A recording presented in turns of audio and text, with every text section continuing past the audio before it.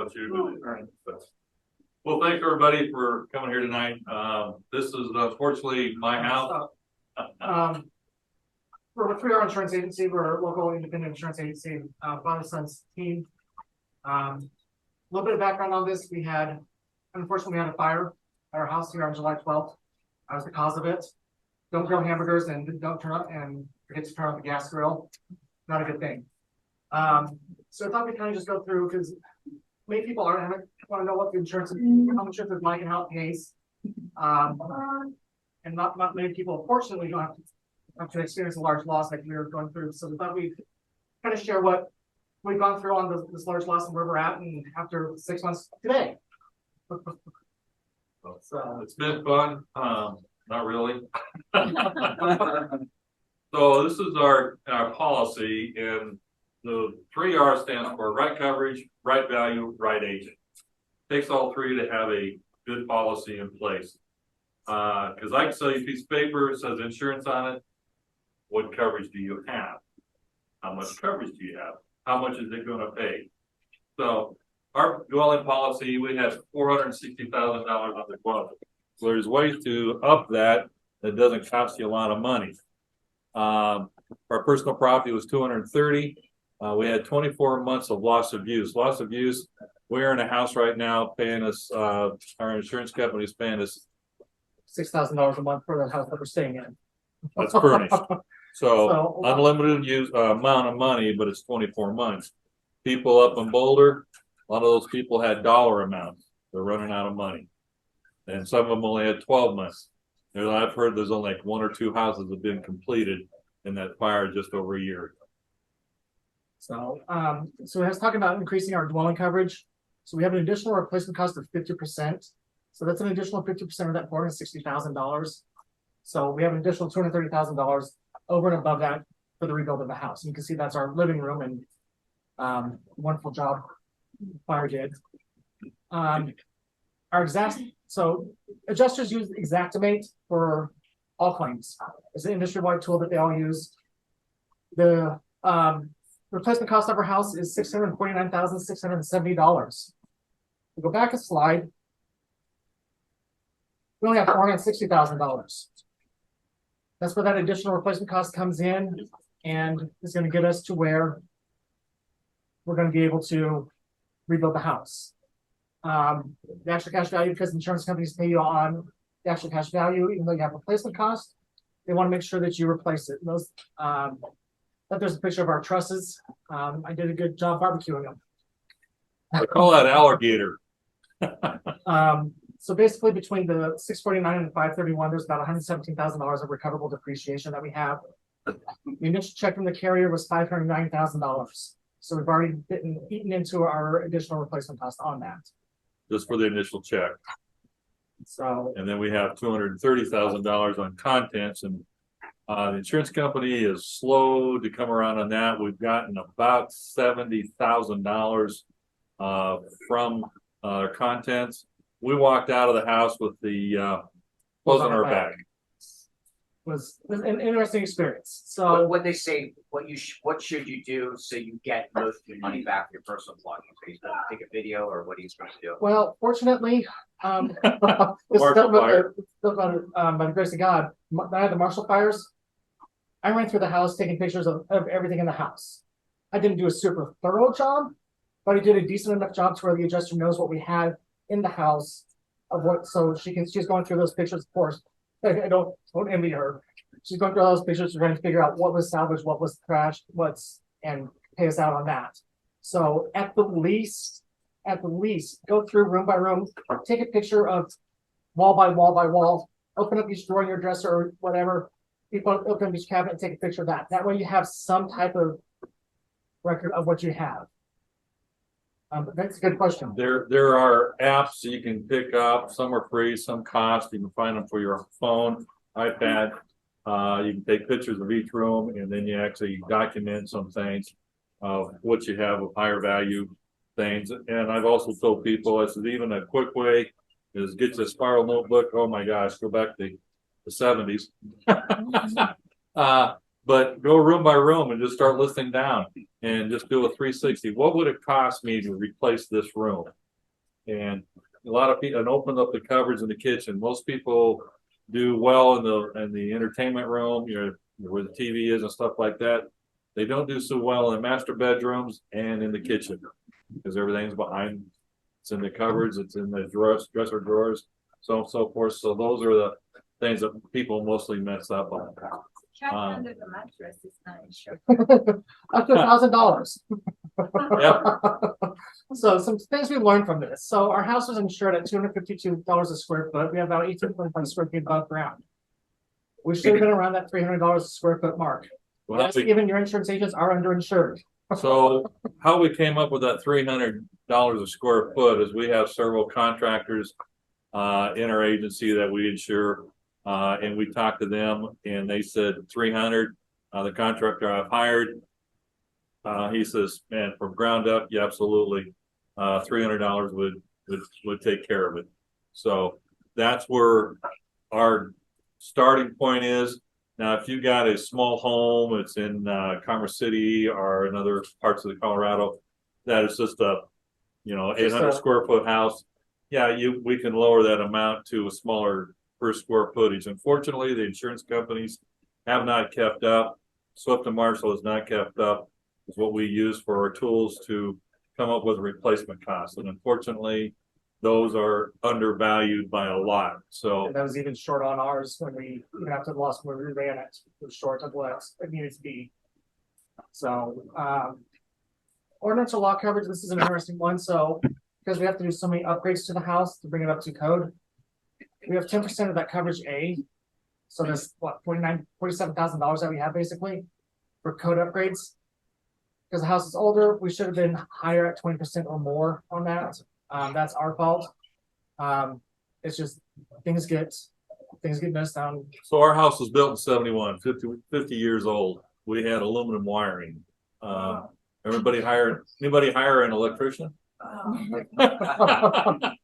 Anybody bought wire lately? Copper? Yeah. So that's so we're a little short on that. But We'll be okay. we'll be okay. The fire damage was mostly to the roofing structure. So when the fire rolled, it got into the attic and just ran through the attic. Fortunately, didn't burn any of the walls. But because of that, because the house was built in 71, we have popcorn ceilings. So popcorn ceilings contains asbestos. Most of our stuff was destroyed because of asbestos. All of our contents. Pretty much, there were like 3 rooms in the house that were deemed clean from asbestos. Everything else has been destroyed. So that's an expensive cleanup. That ended up costing us around $60,000 just to have that cleaned up. So my house right now is down to the studs. You got the brick on the outside down to the studs. That's my house right there. We It did looks like right now. we removed the hardwood floor since it's burnt and warped because of the water, but it's been cleaned of smoke and asbestos, and that's where we sit. So that's where we're at right now. Yeah, like I said, we're 6 months today. We're still waiting on permits from Jefferson County. We're unincorporated, so can't go through yeah. the city. So what we've learned on this, start the process as soon as possible if you have go through a large loss. It's going to take longer than you expect, especially if you're going to make changes to the home. We plan on expanding it a little bit, but it's taken a hell of a lot longer than what we thought. Do your research on your contractor. Emotions are going to cloud your judgment on that. We hired one contractor. He promised us the world. We didn't do our due diligence on that. Shame on us because he played on our emotions. It put us behind by a good 3 months. Yeah. What way? Partly is the asbestos put us by about 2 months, just that, and that was out of his control. But he did not start the process. What's the first thing you do when you build a house? Draw a plan. What's the second thing you do? Draw a budget. Had neither of those. 16 weeks in, we had neither one of those. So we decided that's what That's when we fired. ask for. That's one contractor you won't recommend. Correct. No. Ask me, I'll tell you privately, not publicly. Ask for estimates for the debris removal and cleaning of contents before the project begins. So it cost us $40,000 for them to pack up the contents and store it for us. What the volume of that we have, most of my garage was salvageable, just had smoke damage. We had some of the basement we was able to salvage Bedroom, in a bedroom. It all fits in a 1-car garage. And so it's $40,000 what they charged me to pull it out of the house and put it in boxes. They would have charged me another $70,000 to clean it. None of my stuff is cleaned of smoke. So we're gonna end up doing it ourselves. I'm going $30,000. Sign me up. Have a friend or an advisor review your estimates before you commit to them. Second set of eyes, somebody that's disinterested is always a good idea. We would have done that. We could have saved some money. Ask your agent for referrals. Typically your insurance agent should have a good network of disaster remediation referrals that partners that he's worked with, or contractors, or even just other people to go talk to. Or you even ask your agent, because they do see stuff like this fairly frequently. Ask them for reviews. Ask them to take a look at it. Public adjusters, they're good, but use them wisely. You need to know the cost for their services and what's it can slow the claims process down. But it is, if you're not getting anywhere with your insurance company, you might want to consider that. But use them wisely. The biggest thing, ask questions. Ask questions of your contractor, ask questions of your agent, ask questions of your adjuster. We've asked our adjusters many questions, and I'm sure he's tired from hearing from us. Not yet. But it's emotional, it's gonna suck, but you do get through it. It's been eye-opening, and a lot of our clients this is what we've been talking about. Make sure you got the proper coverages. I'd rather pay for the insurance on this end than pay for it on the other end, not have my house rebuilt. Talk to the people up in Marshall Fire. They wish they would have spent a little bit more on their insurance. One thing you have to be careful of is don't go cheap on insurance. Insurance has gotten expensive. I'll tell you straight up, my job last year was hell, and it's going to be hell again this year. So get ready. You're probably looking at another 15 to 25+% increases on your property insurance. I just watched a webinar last week about it, and that's going to be what they was talking about. Deductibles are going to go higher, and prices are going up. Insurance companies are struggling to make a profit. You look back at the hurricanes we've had here in the last 10 years has been huge. They were talking about that. Over the last 50 years, we've had what was it? 10 major Cat 5 hurricanes. The last one, like the last 6 years, I think. And 6 of them was in the last 6 years. So you go, wow. it's going to be a wild ride for property. Then we've got on top of that the fires in California, fires in all of Western California. I mean the Western United States. I remember last year, Western United States was on, or 2 years ago, Western United States was on fire. East Coast was soaking wet. It's having floods and everything else going on. Well, those are all cat losses, catastrophic losses to insurance. And what's driving this is insurance companies buy insurance as well. It's called reinsurance. And so they'll take a $100 million deductible. So they'll pay the first 100 million, then they have a big fire that comes through or a big hailstorm in Colorado. That's $1 billion loss. They will come back and they will say, okay, we'll take the first 100 million, you take the next 500 million, and they pay that reinsurance. Well, the reinsurance market has shrunk, and they have said we are at capacity. We do not want any more such and such. We do a lot of mountain homes. Since June, I have not been able to write a mountain home. I can't find insurance. I've got 6 carriers, 6 places I go to for surplus lines to get mountain homes coverage. I can't find it. So insurance is going to be a wild ride this next few years. if you need questions, if you have a good deal, we'll let you know.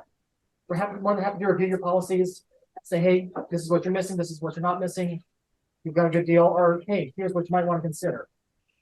We're here just to We're advised. you'd like to learn your business, but we're here to advise you and help make sure that you guys have the right coverage, because there's nothing worse I hate than having to tell a client that that's not covered, or then having to come up with thousands of dollars that should have been covered under their insurance policies. So The other thing the insurance companies are doing is deductibles are going up, but they're also the roof, coverages are going to more ACV, actual cash value, are a scheduled roofing. After 15 years, really watch your policies and read your policies when you get your renewal. Read your policies, please. The first couple of pages will tell you what changes was made on your policies. What changes was made on it. Oh, my premium went down. Why did it go down? Talk to your friends. Everybody else went up and yours went down. You lost coverage. So Just like your annual health check, annual dental check, you need to do your annual insurance checkup. bingo, huge. Yeah. Thank you. so we're happy to do that for you guys, whether you're planning or not. Luck in your business. But Been doing this for over 30 years. give us a call. Not as long for him. I mean, about 10 years, about 10, 12 years. So, but, yeah, so that's who we are. And if you guys have any questions, feel free to stop by afterwards. And, that's, yeah. Thank you, guys. Thank you. Thank you.